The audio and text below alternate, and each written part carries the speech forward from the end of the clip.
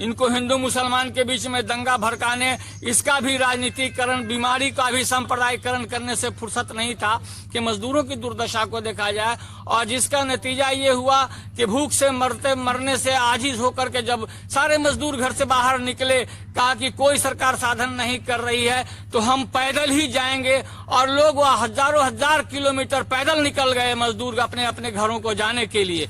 और जिसका दुष्परिणाम हुआ दोस्तों कि 42 घटनाएं हुई। औरंगाबाद के रेल हादसे से लेकर के सड़क पे 42 घटनाएं हुई, सैकड़ों मजदूर मर गए। और उन मजदूरों के साथ में इस तरह से बेदर्दी की तरह से पेश आया कि अभी पिछले दिनों जो ट्रक एक्सीडेंट में 23 मजदूर मरे थे, जिसमें 2 झारखंड के थे, 5 पश्चिम बंगाल के थे, कुछ बिहार के थे। उन मजदूर जो 23 मजदूर मर गए, उनकी लाश को ट्रक पर मुर्दा और जो घायल थे उसको एक साथ लाद कर करके उत्तर प्रदेश के पुलिस ने भेजने का काम किया गया। और जिसका नतीजा ये हुआ कि 880 किलोमीटर चलने के बाद वो लाश घर आते आते, जब वहां के टीवी चैनल वालों ने, जो सोशल मीडिया के लोगों ने इस बात को हाईलाइट किया, तब उसके बाद एसी के एम्बुलेंस को मंगा करके उस लाश को उन मजदूरों के घर तक पहुंचाने का काम कराया गया। और जिसका नतीजा वो इस योग्य नहीं था कि कोई उसके नजदीक में जाकर के उठा सके।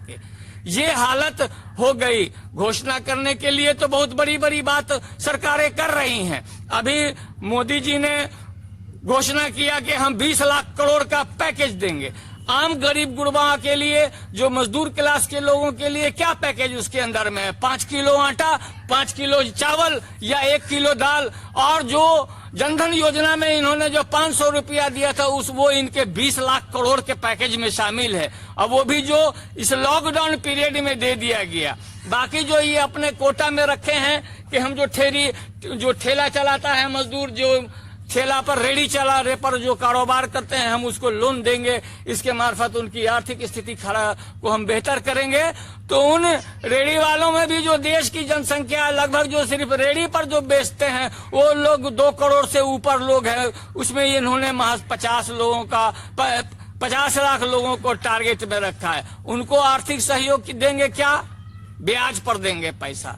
और गजब की बात यह है दोस्तों कि जिसको यह इंक्लूड कर रहे हैं 20 लाख करोड़ का जो यह पैकेज की बात कर रहे हैं, इनके लॉकडाउन लगने से पहले जो सरकारी बैंकों में या जो रिजर्व बैंक ऑफ इंडिया ने कारोबार के लिए, छोटे छोटे उद्यमियों के लिए लोन देने के लिए जो पैसा दिया था, जिस पर लॉकडाउन लगने के बाद कोई लोग पैसा नहीं लिया। और नतीजा के सारे नेशनल बैंकों ने रिजर्व बैंक ऑफ इंडिया को वह पैसा वापस कर दिया था। वो 8 लाख करोड़ रुपया आरबीआई को सारे बैंक ने वापस किया। लेकिन यह 20 लाख करोड़ में मोदी सरकार जो मजदूरों को, जो ठेला चला करके छोटे छोटे कारोबार करने वाले लोगों का जो लोन का इन्होंने रखा है, वो उसकी टोटल लगभग 2 लाख करोड़ रुपया होता है।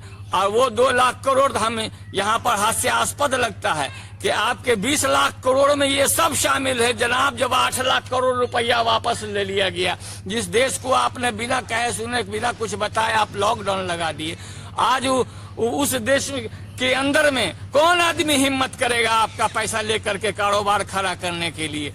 तो ये हालात हैं। और हमने इसलिए हमारी पार्टी ने सरकार से मांग किया है कि आप ये जो झांसेबाजी कर रहे हैं ये नहीं चलेगा।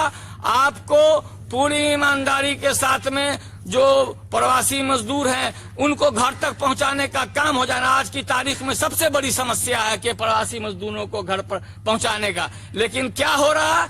एक दूसरे के सर पर ठीकरा फोड़ने का काम कर रहे हैं। केंद्र सरकार के पास में सारी व्यवस्था है। भारत के पास रेल का इंतजाम इतना है कि पर डे 2 करोड़ 30 लाख लोगों को इधर से उधर भेजने की क्षमता रखती है रेल। लेकिन आप देख लीजिए कि कितने दिनों से बवाल चल रहा है। हजारों लोग की मौत हो गई, सैकड़ों लोग जाँ बहक हो गए।